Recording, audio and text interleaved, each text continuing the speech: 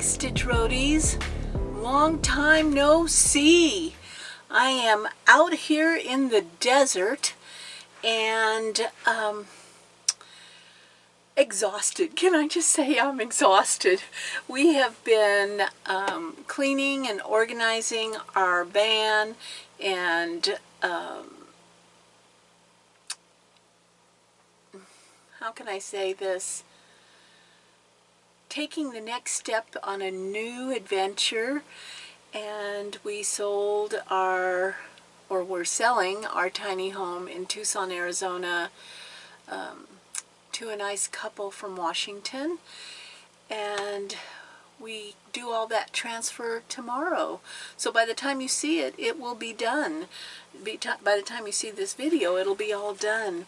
But it's not only been a physical journey, it's been an emotional journey, and it's freaking hot on top of it.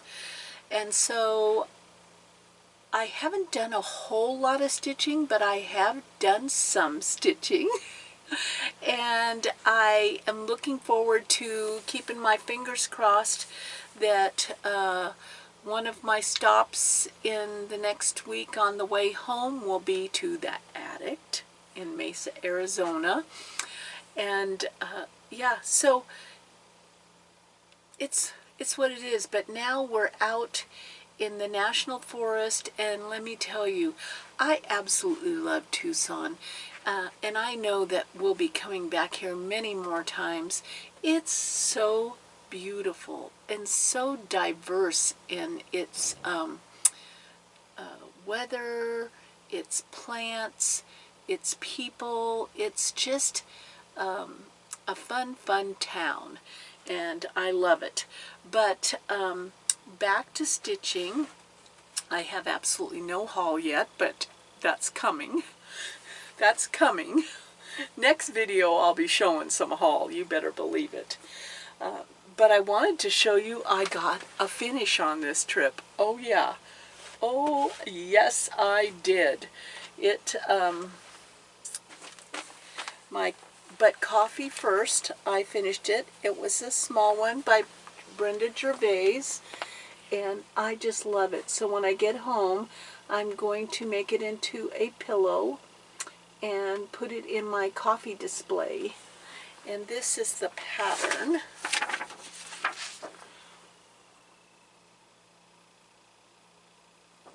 Adorable. And let's see, I did this on 40 count. Yeah, 40 count Newcastle light mocha. I'm so proud of myself. I could just wear this. It's so freaking cute. I really like 40 count, although it does take a magnifier. I do like 40 count because it's only one thread.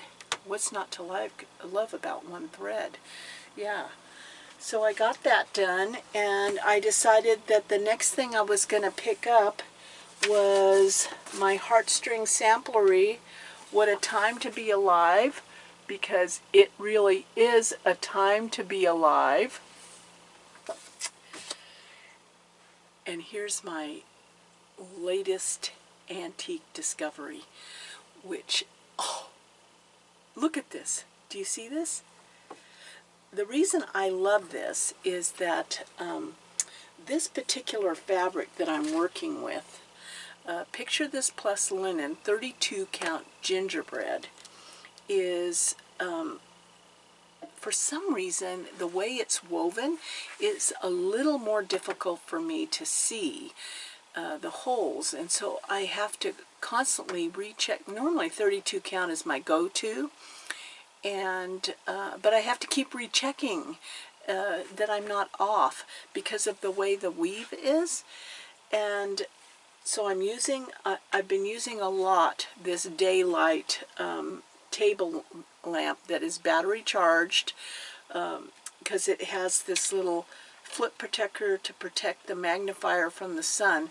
But I've had to use this magnifier a lot with this particular fabric. And yeah, I can't say enough about this light. It is awesome. And I got it off of Amazon. It's called Daylight. But look at this.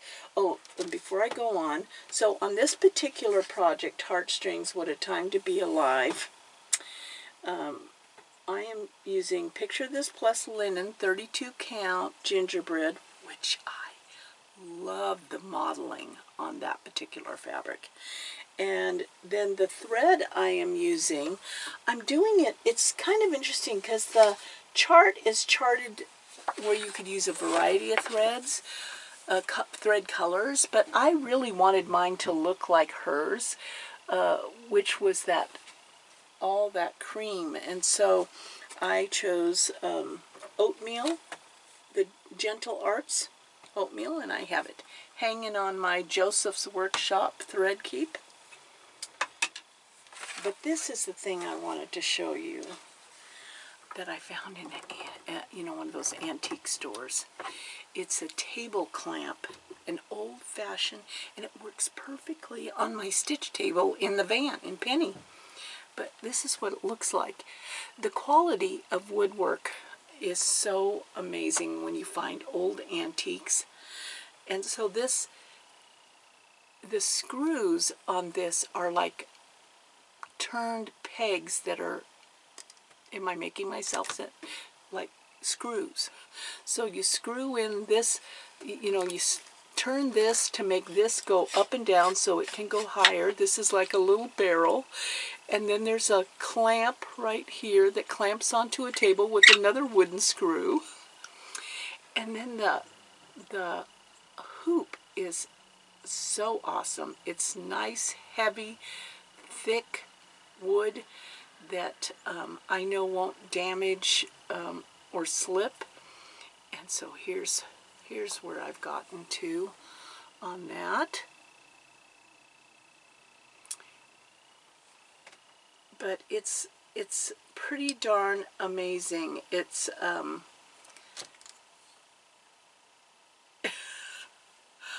sometimes you find the coolest things in antique stores, and so I keep hunting for those, the thread keeper that I found, and yeah. So I'm just screwing it back onto my table so it's steady, and then this here turns towards me like this. And I'm finding with this particular weave, this Picture This Plus Linen gingerbread, that I like it in a hoop.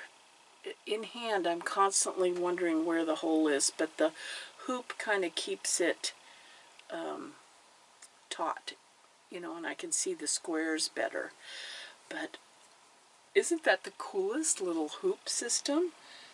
And I have my little Harry Potter needle minder. So this thing kind of swings around. So how have you been? What have you been doing? I am so looking forward to getting back home. I feel like we have been moving and unpacking and reorganizing since November, and I am over it. I am over it. And so I'm trying to keep a clear mind, so that's what I'm drinking.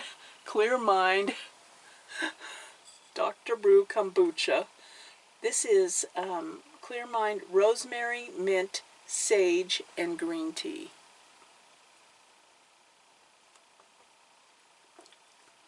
I can feel the heat coming through. Did I say it's been freaking hot? I mean, look at me. Aren't I a picture of beauty and gorgeousness? Oh, holy moly. So I'm hoping today to go to the West, which, if you remember from a previous Quilt Roadie video, if you're on there, the West is a shop, a non-profit shop in Tucson that has gift items, it has cross stitch, it has needlepoint, and it has a large amount of thread. and so I asked you if we could stop there on the way back to the tiny home. It was fun to see my cross stitch that I had down there, 2 pieces that were made by a friend who passed over, and it was fun to see them. I can't wait to hang them back in my house in Portland, Happy Valley. I'm missing my family, yes, but I feel like, you know, I have that feeling that if I go to the attic, I'm going to be a shopping. I'm whispering. I know some of you say, I need to talk louder. But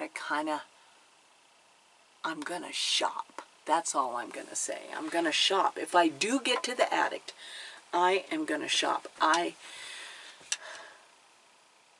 Yeah. You know how it is.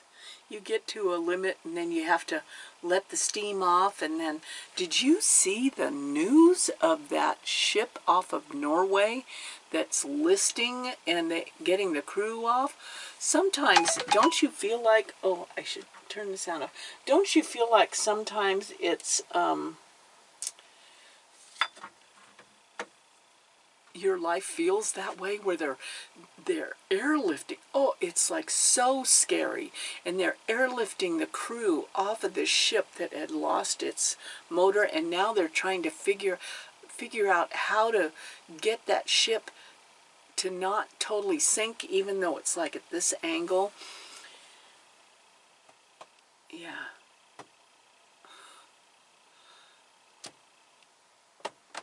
I tell you. It is. There's so many challenging things out there. So that's why we have to keep stitching, right? That's why we have to keep stitching. I mean, truly, I know many of you feel the exact same way I do, that stitching is what keeps your sanity. It keeps that anxiety at bay, that chatter that's in your head, because it's really hard to listen to that chatter and get your count right, if you know what I mean. So that's why stitching, you know, if they could just teach stitching. Remember when home ec, see, I'm rambling. Remember when home ec was actually a course you took in school?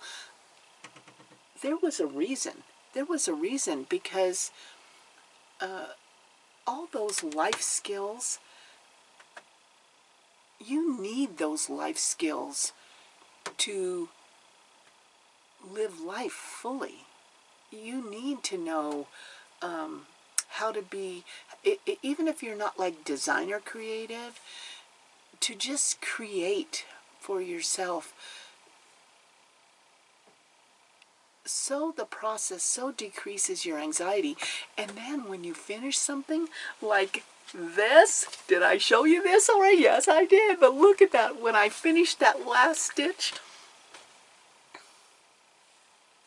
I stood up and I wondered where everybody was that was supposed to be cheering. Yeah, so they should teach. They should teach stitching or creative arts in grammar school. They should start at an early age, because there's something that comes out of it that is so much more powerful than just creating a cross stitch. There's the power of creativity in making something with your hands is connected to your heart and your brain, and it is just so grounding, especially now. Especially now. I know many of you have said that. And I have so enjoyed reading all the comments, and I'm trying to get to them all. The questions, a lot of people were interested in the van. Van living takes a little bit of grace. That's what it takes, because you're talking about 90, maybe 90 square feet, a wet bath, you know, 2-burner stove, the fridge is the size of like what you get in your dorm, microwave, you know, everything. So packing everything back, and I had to make some hard decisions not to bring some things back because we just couldn't fit them in the van. And that's okay. That's okay. We like the minimalist, simple, fast way of moving around this world. And this has worked for us perfectly. I think if everyone could get out, whether it be in a van, a motorhome, a fifth wheel, a travel trailer, a cab over camper, we have owned them all at different times in our lives, and they have all served their purpose. But the number one thing you have to think about is getting out there. Getting out there. This is such a safe way to get out there, to enjoy the world where you have your own bathroom, you have your own food, you have your own bed. It's such a safe way to travel.